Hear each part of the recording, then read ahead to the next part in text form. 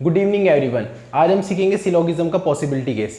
और जो ये पॉसिबिलिटी का केस है ना, ये सबसे इजीएस्ट केस है, पर मोस्ट ऑफ द स्टूडेंट्स को इससे कंसेप्ट क्लियर नहीं होता क्योंकि टीचर इसको बहुत सही तरीके से पढ़ाते नहीं है जनरली। ठीक है, तो आज हम जो ये वाला केस सीखेंगे बहुत सिंपल से टर्म्स में आपको बता दूंगा, और इसके बाद कभी भी ऐसा होगा नहीं कि सिलोगिज्म में आपका कोई पॉसिबिलिटी का क्वेश्चन गलत हो जाए। तो सीधा स्टार्ट करते हैं। ठीक है, तो देखो पॉसिबिलिटी केस में आपके पास होगा क्या, आपके पास ना चार केस आएंगे। कौन कौन से आपके पास, देखो आपको पता है स्टेटमेंट चार तरह की होती है। अगर आप 150 मेथड से जाएंगे तो आपको पता है टाइप ए की स्टेटमेंट होती है ऐसी। ठीक है, ये टाइप ई की स्टेटमेंट होती है, और ये होती है टाइप आई की स्टेटमेंट, और ये होती है टाइप ओ की स्टेटमेंट। ठीक है, चार तरह की स्टेटमेंट होती है, और इसके बेसिस पे टाइप्स ऑफ पॉसिबिलिटी इस तरह से आपके पास आएंगे। अभी हम वन बाय वन हर एक चीज को पढ़ रहे होंगे। ठीक है, तो हमारे पास जो बेटा रिलेशन है ना, टाइप्स ऑफ रिलेशन, ये चार तरह के रिलेशन है। All A are B, some A are B, no A are B and some A are not B.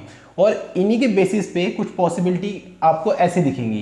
Conclusion में इस तरह से आपको ऑप्शंस दिखेंगे, all A are B being a possibility, और इसका रिवर्स कौन सा लिखा हुआ है, इसका रिवर्स है ये वाला, क्योंकि यहाँ पे मैं ए टू बी जा रहा हूँ, ए टू बी, और यहाँ पे क्या जा रहे हैं हम, सॉरी यहाँ पे हम कैसे जा रहे हैं, बी टू ए। और सिमिलरली जब हम सम की बात करेंगे, यहाँ पे ए टू बी जा रहे हैं, और यहाँ पे क्या जा रहे हैं, B to A and so on. तो हमारे पास 4 और प्लस 4 टोटल 8 केस बनेंगे पॉसिबिलिटी के, और वन बाय वन हम चेक करेंगे कि किसका आंसर कैसे लिखा जाता है, यानी कि टाइप्स ऑफ रिलेशन देखेंगे वन बाय वन, और किस टाइप ऑफ रिलेशन के लिए कौन कौन सी पॉसिबिलिटी करेक्ट है, वो वाली चीजें हम अभी देख रहे होंगे। देखो बहुत सिंपल सा कंसेप्ट है, मैं बताया था आपको, इसके बाद आपके पास कोई क्वेश्चन कभी गलत होगा नहीं। देखो यहाँ पे सबसे पहले आते हैं हम, सबसे पहला कौन सा रिलेशन है हमारे पास, सबसे पहला रिलेशन है बेटा मेरे पास, ए वाली स्टेटमेंट ले लेते हैं पहले, ऑल ए आर बी। बहुत सिंपल सी चीज है। जब आपके पास स्टेटमेंट कुछ इस तरह से लिखी रहेगी बेटा, ऑल ए आर बी, तो आपको करना क्या है, आपके पास देखो कौन कौन सी पॉसिबिलिटी करेक्ट आएंगी। Whenever you are moving from A to B, जब भी आप ए टू बी की तरफ जाएंगे तो आपके पास कभी भी कोई पॉसिबिलिटी करेक्ट नहीं होगी। No possibility exists, no possibility exist जब ए से आप बी की तरफ मूव करेंगे। लेकिन जैसे ही आप बेटा बी से ए की तरफ मूव करेंगे ना, बी से ए की तरफ मूव करने का क्या मतलब है, जब कोई भी रिलेशन या पॉसिबिलिटी जो कंक्लूजन में गिवन होगी उसका आंसर बी से ए की तरफ आप पढ़ रहे होंगे, अगर या आपको गिवन होगा बी से ए की तरफ कोई भी चीज, तो उसका आंसर कौन कौन सा करेक्ट होगा या कौन कौन सी पॉसिबिलिटी करेक्ट होगी। तो उस केस में आपका ऑल वाली पॉसिबिलिटी, यानी कि all B are A being a possibility, and second one is some not, some B are not A being a possibility. तो आपके पास ये दो पॉसिबिलिटी के केस करेक्ट आएंगे, सिर्फ और सिर्फ ये दो केस। इसके अलावा कोई भी पॉसिबिलिटी का केस आपका एग्जिस्ट नहीं करेगा जब भी आप ए से बी की तरफ जा रहे होंगे। ए से बी की तरफ जाएंगे कोई पॉसिबिलिटी एग्जिस्ट नहीं करेगी, और जब बी टू ए मूव करेंगे तो ऑल और सम नॉट की पॉसिबिलिटी आपके पास करेक्ट आएगी। इसके बाद जो सेकेंड टाइप का जो रिलेशन है बेटा, वो होता है हमारे पास सम बी आर ए, या sorry some A are B लिख लो, कैसे भी लिख लो, कोई फर्क नहीं पड़ेगा इस चीज से, सम ए आर बी। और अभी मैं आपको इसके बेसिस पे कुछ क्वेश्चंस कराऊंगा, और मुझे नहीं लगता 10 या 15 मिनट से ज़्यादा आपको लगेंगे इस कंसेप्ट को समझने में और इस तरह की इसके बेसिस पे क्वेश्चंस को करने में। ठीक है, तो हमने यहाँ पे देखा है सम ए आर बी लिखा है इस बार, तो इसके लिए कौन कौन सी पॉसिबिलिटी एग्जिस्ट करेगी बेटा, इसमें बेशक से आप ए टू बी चले जाओ, और बेशक से आप बी से ए की तरफ चले जाओ, बेशक आप ए से बी की तरफ बढ़ जाओ या बी से आप ए की तरफ चले जाओ, सिर्फ दो ही पॉसिबिलिटी आपके पास एग्जिस्ट करेंगी। कौन कौन सी बेटा, ऑल की और सम नोट की। अगेन याद रखना भी बहुत आसान है, ऑल और सम नोट की दोनों पॉसिबिलिटी आपके पास करेक्ट होंगी। ऊपर वाले केस में और इस केस में क्या डिफरेंस है, ऊपर वाले केस में बेटा जब हम ए से बी की तरफ जाएंगे ना तो कोई पॉसिबिलिटी एग्जिस्ट नहीं करेगी, बट यहाँ पे जब ए टू बी जाएं, बेशक से बी टू ए जाएं, तो ऑल और सम नोट की दोनों पॉसिबिलिटी आपके पास करेक्ट आएंगे। ठीक है, नेक्स्ट देखते हैं जरा, इसके बेसिस पे क्वेश्चन आपको इकट्ठा ही करा दूंगा। ठीक है, सारे कंसेप्ट बता के क्वेश्चन हम एकदम से फ्रेम कर लेंगे और आपको बता देंगे। ठीक है, तो टाइप नंबर 3 जो है बेटा, टाइप नंबर 3 में हमारे पास आता है सम नोट का case, some A are not B. अगर आपके पास ऐसी एक स्टेटमेंट आती है तो कौन कौन सी पॉसिबिलिटी एग्जिस्ट करेगी, ये सबसे आसान है याद रखने के लिए। क्यों ये आसान है, देखो अगर आप ए से बी की तरफ जाएंगे ना, तो बेटा जो इसके नाम में छिपा हुआ है ना, वही वाली पॉसिबिलिटी एग्जिस्ट करेंगी ए टू बी में। क्या छिपा हुआ है इसके नाम में, आप देखेंगे सम के लिए इंडिविजुअल, यानी कि एक सम की पॉसिबिलिटी करेक्ट आएगी, सम की इंडिविजुअल पॉसिबिलिटी, यानी कि some A are B being a possibility correct आएगा। और दूसरा कौन सा लिखा हुआ है बेटा, नॉट। नॉट का मतलब नो की पॉसिबिलिटी, ऐसे लिखाएगा no A are B being a possibility. तो ए टू बी जब जाएंगे तो बेटा ये दोनों वाले केस आपके पास करेक्ट आएंगे, सम का और नो का, सम और नो का इंडिविजुअल दोनों केस करेक्ट आएंगे। And whenever we will move from B to A, in that case all possibilities exists, all possibilities, वापस लिख लेते हैं इसको, all possibilities exist। इस केस में बेटा सारी की सारी पॉसिबिलिटी आपके पास करेक्ट आएंगी, ठीक है, जब भी आप बी से ए की तरफ जाएंगे। और सबसे लास्ट वाला केस जो सबसे इजीएस्ट केस है पढ़ने के लिए, fourth one, that is no A are B. ये सबसे लास्ट केस है नो ए आर बी का, टाइप ई की स्टेटमेंट होती है। जब आप ए से, जब नो की स्टेटमेंट की बात करेंगे, बेशक आप ए से बी की तरफ जाओ, ये सबसे इजी है याद रखने के लिए, बेशक आप बी से ए की तरफ जाओ बेटा, इस किसी भी केस में ना कोई भी पॉसिबिलिटी एग्जिस्ट नहीं करती। नो के केस में कोई भी पॉसिबिलिटी आपकी करेक्ट नहीं होती, whether you are moving from A to B और बी टू ए, उस केस में कोई भी पॉसिबिलिटी एग्जिस्ट नहीं करेगी। एक लास्ट चीज़ बतानी है वो, लेकिन पहले मैं आपको कुछ एग्जांपल दूंगा, वो लास्ट वाला जो गोल्डन रूल है वो मैं आपको सबसे लास्ट में बता रहा हूँ, ठीक है। इसके बेसिस पे क्वेश्चन लिख लेते हैं। अब आपको लग रहा होगा कि सर सिंगल स्टेटमेंट तो पेपर में आती नहीं है, पेपर में तो 2 स्टेटमेंट आएंगी या 3 स्टेटमेंट आएंगी, लेकिन हमने आपको पिछली वीडियोस में बता रखा है कि 2 या 2 से ज़्यादा स्टेटमेंट जब आती हैं तो उन स्टेटमेंट को कंबाइन कैसे करते हैं, ठीक है। फॉर एग्जाम्पल मैं एक एग्जाम्पल लिखता हूँ आपके सामने। मान लो आपके पास कुछ स्टेटमेंट्स आई ऐसे एग्जाम में, कुछ ऐसी स्टेटमेंट आ गई, ऑल लव आर फेक, और यहाँ पे मैंने दूसरा एक और स्टेटमेंट डाल दिया इसके साथ, ऑल फेक आर बर्ड्स, ठीक है। मैंने ऐसे डाल दिया एक स्टेटमेंट, 2 स्टेटमेंट डाल दिए, all love are fake and all fake are birds, और इसके बेसिस पे मैंने कंक्लूजन लिखा कोई, ठीक है, 1 या 2 कंक्लूजन लिख देता हूँ मैं। कंक्लूजन क्या लिखा मैंने, सेम मैंने ऐसे लिख दिया, all birds are love being a possibility, और सेकंड मैंने लिख दिया some love are not birds being a possibility, ठीक है, इस तरह से लिख दिया। अब देखो आपने इस क्वेश्चन को क्रैक कैसे करना है, सॉल्व कैसे करना है, बहुत सिंपल सा मेथड है, कुछ नहीं करना। अब आपको दिख रहा है बेटा, जब आप देख रहे होंगे कि आपको कंक्लूजन में दे क्या रखा है, आप देखेंगे यहाँ पे वर्ड लिखा हुआ है और यहाँ पे लिखा हुआ है लव, ठीक है। तो बर्ड कहाँ पे है और लव कहाँ पे है, तो आप बोलेंगे बेटा बर्ड तो अब सर सेकंड वाली स्टेटमेंट में है और जो हमारे पास लव है वो हमारे पास फर्स्ट स्टेटमेंट में है। तो हमें क्या करना पड़ेगा, अगर हमें लव और बर्ड के बीच में आंसर चाहिए तो हमें क्या करना पड़ेगा, इस फेक जो कॉमन वर्ड लिखा हुआ है इसके थ्रू इन दोनों स्टेटमेंट को कनेक्ट करना पड़ेगा। तो कनेक्ट करने का रूल क्या होता है बेटा, हमें सबसे पहले कॉमन वर्ड मिलना चाहिए और उस कॉमन के ऊपर कितनी वैल्यू मिलनी चाहिए बेटा, 100 वैल्यू मिलनी जरूरी है किसी एक प्लेस पे।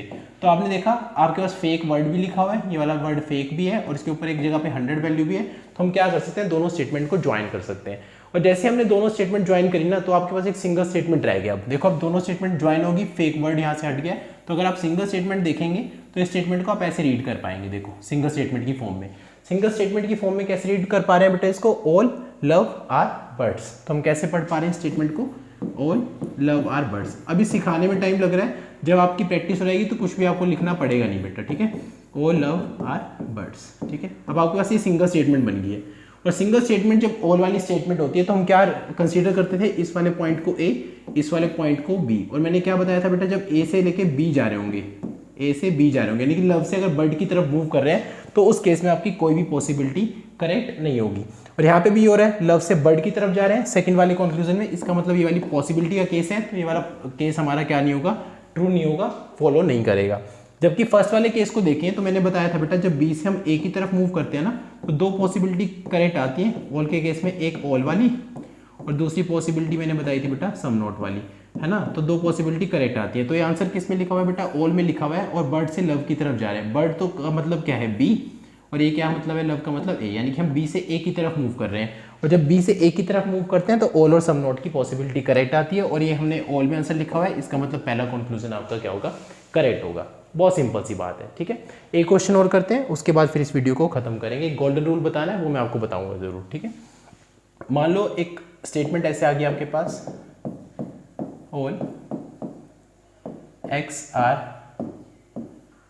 वाई, और यहाँ लिख दिया मैंने नो एक्स आर जेड। ठीक है, ऐसे लिख दिया मैंने। तो यहाँ पे कंक्लूजन लिखना चाहा मैंने, 3 कंक्लूजन लिखूंगा, बताना कौन कौन से करेक्ट होंगे। First, no Z are Y, बहुत सिंपल है, आप कर पाएंगे। सेकंड है सम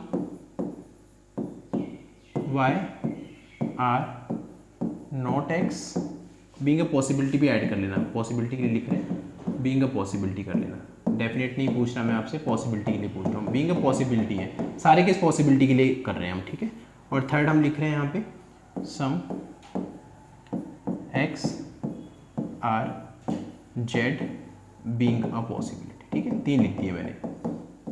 अब जरा ध्यान से देखना आपको करना क्या है बेटा। पहले वाले कंक्लूजन में अगर हम देखेंगे तो ये कंक्लूजन किसके बीच में लिखा हुआ है, जेड और वाई के बीच में।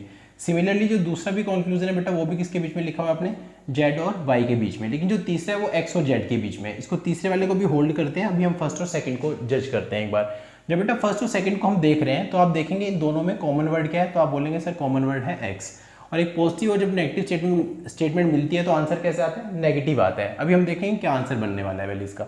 तो पॉजिटिव नेगेटिव है, ये वैल्यू 100 पे है, ये वैल्यू बेटा कितने पे है, 50 पे है, ये वैल्यू कितने पे, 100 पे, और ये वैल्यू भी कितने पे, 100 पे। ठीक है, तो हम क्या करेंगे, हमें दिख रहा है यहाँ पे कॉमन वर्ड है एक्स, और एक्स में वैल्यू कितना है, एक जगह पे 100 भी है, तो ये दोनों हमारे क्या हो जाएंगे, कैंसिल आउट हो जाएंगे।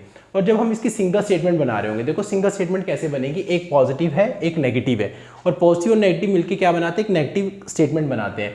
यहाँ पे वैल्यू 50 है और एक 100 है बेटा, 50 और 100 वैल्यू में नेगेटिव स्टेटमेंट क्या बनती है, सम नॉट की स्टेटमेंट बनती है। तो सिंगल स्टेटमेंट पता है क्या बनेगी, यहाँ पे सिंगल स्टेटमेंट बनेगी सम वाई आर नॉट जेड। ठीक है, आपके पास ये सिंगल स्टेटमेंट बनेगी। और आपको मैंने बताया था बेटा जब सम नोट की स्टेटमेंट आती है ना तो कौन कौन सी कंक्लूजन सही आते हैं, कौन कौन सी पॉसिबिलिटी करेक्ट आती है। तो मैंने बताया था बेटा जब ए टू बी मूव करेंगे, ए टू बी का मतलब क्या है, वाई टू जेड जब मूव करेंगे तो उस केस में इंडिविजुअल पॉसिबिलिटी करेक्ट आती है। इंडिविजुअल मतलब जो इसके नाम में छिपा हुआ है, कौन कौन सा, सम की पॉसिबिलिटी करेक्ट आ सकती है या आएगी बोल सकते हैं 100%, और नो की पॉसिबिलिटी करेक्ट आएगी। और अगर ऑन द अदर हैंड हम बी टू ए मूव कर रहे हैं, यानी कि अगर हम जेड से वाई की तरफ मूव करेंगे तो ऑल पॉसिबिलिटी एग्जिस्ट। ऑल का मतलब ये नहीं है कि सिर्फ ऑल वाली, मैं कह रहा हूँ ऑल का मतलब सभी जितनी भी पॉसिबिलिटी आएंगी सब करेक्ट आएंगी। तो देखते हैं क्या हम वाई टू जेड मूव कर रहे हैं, पहले वाई टू जेड मूव देखते हैं। ये देखो वाई टू जेड मूव है, वाई टू जेड, जब वाई टू जेड मूव करेंगे यानी कि ए से बी की तरफ जाएंगे तो क्या ये सम की इंडिविजुअल पॉसिबिलिटी है, नहीं, क्या ये नो की इंडिविजुअल पॉसिबिलिटी है, नहीं, ये तो सम नोट की है, तो सम नोट वाली जो है पॉसिबिलिटी एग्जिस्ट इसमें नहीं करती। जब हम जाएंगे बेटा बी टू ए का मतलब है जेड टू वाई, जब जाएंगे तो जेड टू वाई के केस में क्या कह रहा हूँ मैं, सभी पॉसिबिलिटी करेक्ट होती है, तो इसका मतलब ये वाली पॉसिबिलिटी आपकी करेक्ट हो जाएगी। और लास्ट क्या बेटा, एक्स और जेड के बीच में रिलेशन है। देखो एक्स कहाँ पे और जेड कहाँ पे, एक्स यहाँ पे लिखा हुआ है, जेड यहाँ पे, ये तो सिंगल स्टेटमेंट है नो की, और नो की स्टेटमेंट तो सबसे बढ़िया स्टेटमेंट होती है क्योंकि उसके लिए कोई भी पॉसिबिलिटी एग्जिस्ट नहीं करती। तो इसका मतलब जो तीसरे वाला है इसके लिए कोई भी पॉसिबिलिटी आपकी एग्जिस्ट नहीं करेगी। ठीक है, तो बहुत सिंपल से केस है, बहुत सारे क्वेश्चंस मैं आपको भी नहीं करा रहा हूँ। एक और वीडियो हम इस पर प्रिपेयर करेंगे जिसमें हम कम से कम 8-10 क्वेश्चन पॉसिबिलिटी के ले लेंगे। ठीक है, एक लास्ट चीज़ आपको बतानी है, ऐसा भी हो सकता है, देखो कई बार क्या होता है, ऐसे मान लो 2 स्टेटमेंट आई है आपके पास, जैसे आपसे स्टेटमेंट ही ना ज्वाइन हुए, मान लो ऐसा आ गया सम काइट्स आर, या ऐसे लिखते हैं, छोड़ो ऐसे लिखते हैं, some Indus are Yamuna, some Indus are Yamuna and some Yamuna are Aadhaar, some Yamuna are Aadhaar, ऐसे लिख दिया मैंने। ठीक है, ऐसे स्टेटमेंट लिख दी और इसके बेसिस पे मैंने कुछ कंक्लूजन लिखने चाहे, मैंने इसको कंक्लूजन लिख दिया कि सम आई का मतलब इंडस है, सिर्फ आई लिख रहा हूं मैं, और ए का मतलब आधार और वाई का मतलब Yamuna, some I are A being a possibility, being a possibility, ऐसे लिख दिया मैंने। सेकंड मैंने लिख दिया बेटा all Aadhaar are Yamuna being a possibility. Third में लिख देता हूँ no Yamuna are Indus being a possibility. ठीक है, मैंने ऐसे लिख दिया। अब देखो पहले और जो सेकंड को अगर आप देख पा रहे हैं, फर्स्ट और सेकंड को, तो आप देख रहे हैं ये रिलेशन आपका इंडस और आधार के बीच में और अच्छा सारे तीनों डिफरेंट लिखे हैं, ओके तीनों डिफरेंट लिखे हैं। पहले वाला रिलेशन जो है बेटा इंडस और आधार के बीच में, तो इंडस कहाँ पे, आधार कहाँ पे है, तो आप बोलेंगे इंडस तो पहली स्टेटमेंट में और आधार आपका सेकंड स्टेटमेंट, तो we have to join this two statements. और आप देखेंगे कि यहाँ पे कौन सा कॉमन वर्ड है, यमुना कॉमन वर्ड है। तो लेकिन जब आप कॉमन वर्ड देखेंगे यमुना, तो इसके ऊपर वैल्यूज पाएंगे आप 50 और 50, तो ये दोनों स्टेटमेंट तो कंबाइन ही नहीं हो पाएंगी।